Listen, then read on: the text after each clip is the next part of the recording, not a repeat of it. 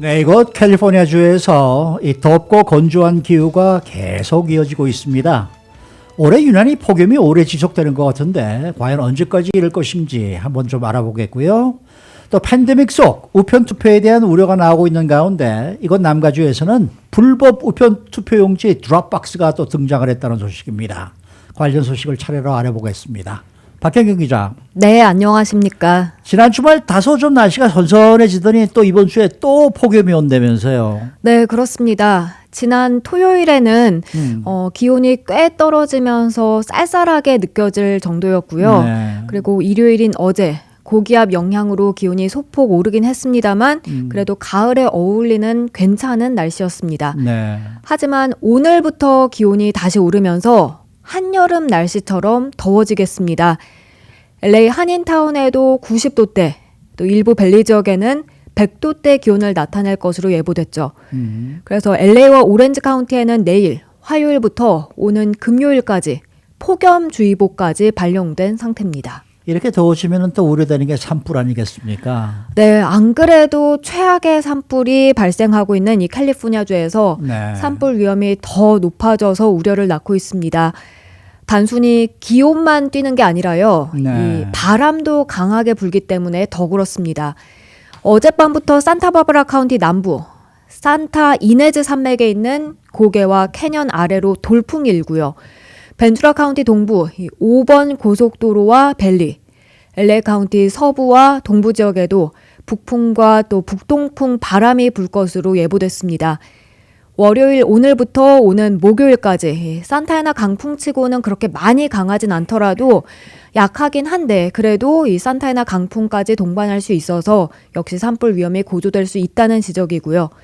남가주뿐만이 아니라 북가주도 마찬가지인데요. 국립기상청은 어제 건조한 북풍이 샌프란시스코, 이 베이에리아 쪽에서 불면서 주 중반에는 산 언더 쪽에서 더 세력을 키워서 산불 기후를 높이는 그런 우려를 낳는다고 밝혔습니다. 고온 건조한 기후에 강풍까지 이에 따라 소방당국은 다시 바짝 긴장하고 있습니다. 근데 산불도 산불이지만은 지금 너무 가뭄이 오래 계속이 되면서 말이죠. 모든 게 이 바짝 말라 있으니까 이게 또 우려가 된단 말이에요. 네, 잠깐씩 기온이 떨어진 적은 있습니다만 비가 내리진 않고 글쎄 있습니다. 말이죠. 기억을 더듬어 보면 비가 안 온 지 꽤 됐습니다. 오래됐어요. 남가주와 북가주 다 포함해서 이 캘리포니아주에서 그리고 또 그 밖의 미 서부 지역에서 고온 건조한 기후는 지속되면서 가뭄은 더욱더 확대되고 있는데요. 지난주 목요일 미 가뭄 모니터국에서 이런 사실을 공식적으로 발표했습니다. 지긋지긋한 악천후 결과로 인한 가뭄. 이 가뭄의 정도는 크게 세 가지로 나뉘는데요. 보통 수준, 심각한 수준, 그리고 극심한 수준. 이렇게 세 단계로 나뉘는데 이런 가뭄이 미 서부 전역으로 확대되고 있다고 가뭄 모니터국은 밝혔습니다.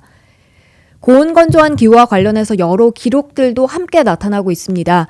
캘리포니아주와 애리조나주는 지난 126년 만에 4월부터 9월까지 가장 더운 기간을 기록했고요. 뉴멕시코와 애리조나주, 네바다주도 같은 기간 두 번째로 더운 기간으로 나타났습니다.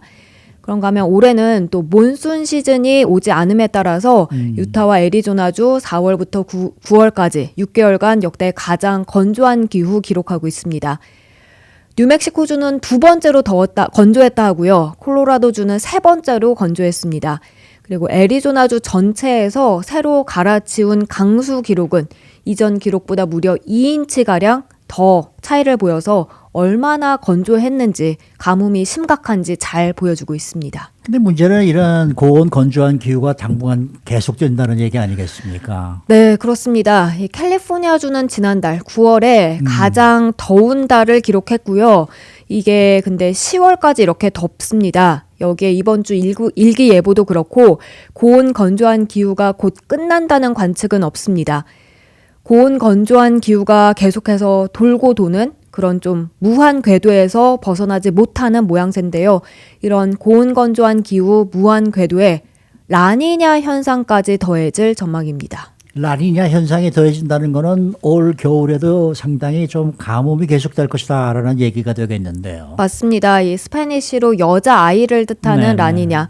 중부 태평양 적도 부근 해수면 온도가 평소보다 낮은 상태가 계속되는 현상을 뜻하는데요.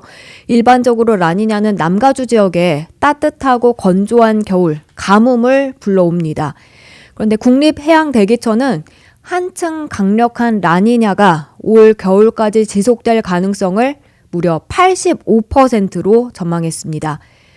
결국 라니냐는 지난 주말 잠시 더위에 휴식을 준 걸 이어가게 하지 못하는 모양새고요.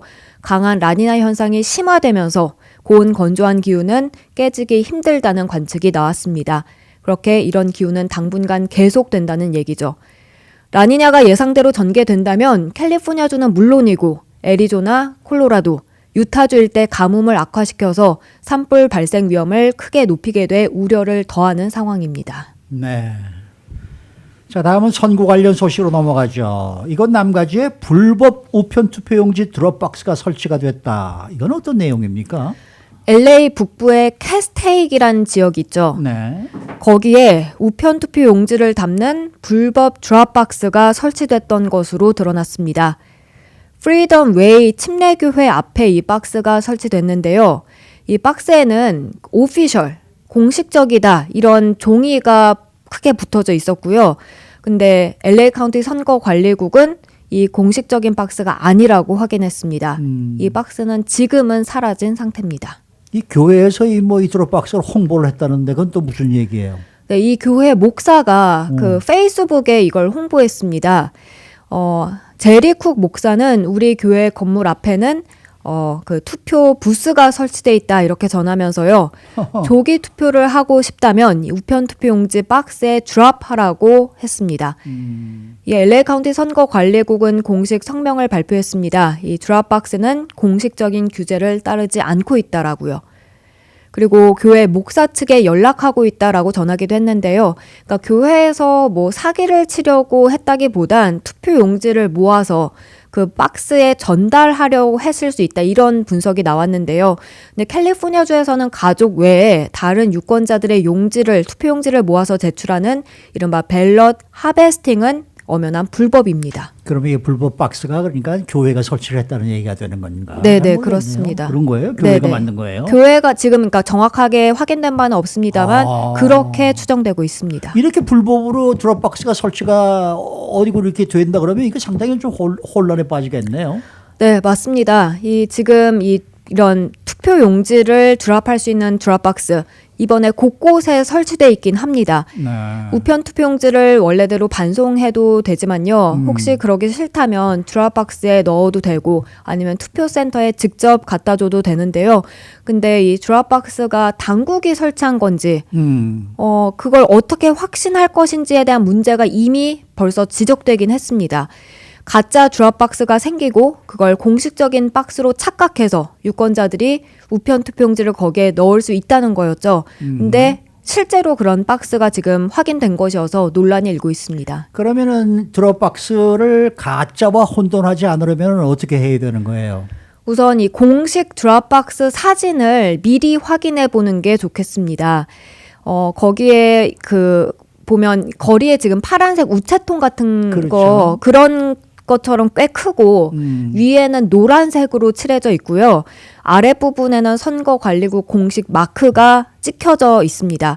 그리고 박스 안에 용지를 한 번 넣으면 뺄 수 없게 돼 있고 박스 내면에는 글씨가 가득 채워져 있는데 Tampering with this ballot box is a felony 경고 문구가 크게 보이고요. 또 한글로 적힌 문구도 볼 수 있습니다. 어허. 공식 투표지 제출 상자라고 적혀 있고 또 이 상자를 함부로 변경하는 것은 중범죄입니다. 라고 적혀 있기도 합니다. 그래서 이 투표 용지를 드롭박스에 넣는다고 한다면 미리 어떻게 생겼는지 한 번쯤은 사진 확인해 보고 가는 게 좋겠습니다. 그리고 드롭박스가 설치된 위치가 미리미리 알려지지 않나요? 그 정보를 좀 알 수 있으면 좋을 텐데. 네, 지금 확인할 수 있습니다.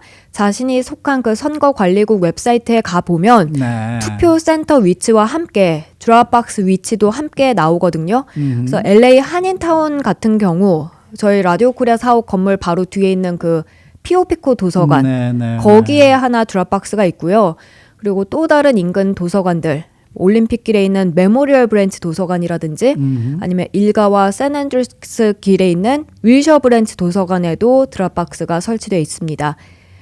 윌셔와 벌몬에 있는 레드퍼플 지하철역 거기도 이 드랍박스 있고요. 대부분 지난 5일부터 이게 설치돼서 선거 당일 전날인 11월 2일까지 이 박스가 설치돼 있게 되는데요. 이런 거 확인해보고 미리 확인해보고 가시는 게 좋겠고 또 투표 센터 위치들도 지금은 다 나옵니다. 그래서 뭐 LA 한인타운 인근으로 보면 윌튼 극장, LA 초등학교, 윌셔팍 초등학교, 코엔과 찰스 김 초등학교, 그리고 임마누엘 장로교회, 샤토 레크레이션 센터 등 있습니다. 이 타운 인근의 투표 센터 리스트 그리고 그 정확한 주소는 저희 라디오 코리아 웹사이트에 저번에 소개해드린 2020 국민의 선택 거기 들어가서 보면 자세히 나와 있으니까요. 네. 이곳 들어가서 확인해 보시면 되겠습니다. 아니 우편 투표를 받아서 기표를 한 다음에 우편 투표로 다시 우편으로 보내주면 될 텐데 왜 이렇게 복잡하게 만들어서 더 사람들을 헷갈리게 만들까요? 네, 우편 투표 그 우편물이 제대로 또 가지 않을 것에 대한 걱정인 듯 싶습니다. 뭐 지금까지 45년 살았는데 뭐 그런 적 없었습니다. 네. 네, 우편으로 그냥 붙이시면 됩니다. 그리고 저 뭡니까 우표는 안 붙여도 됩니다. 모든 네. 게 다 풀이니까 다 기표하시고 직접 메일로 보내시는 게 제일 편하죠. 뭐. 네. 수고 많으셨습니다. 고맙습니다. 박현경 기자였습니다.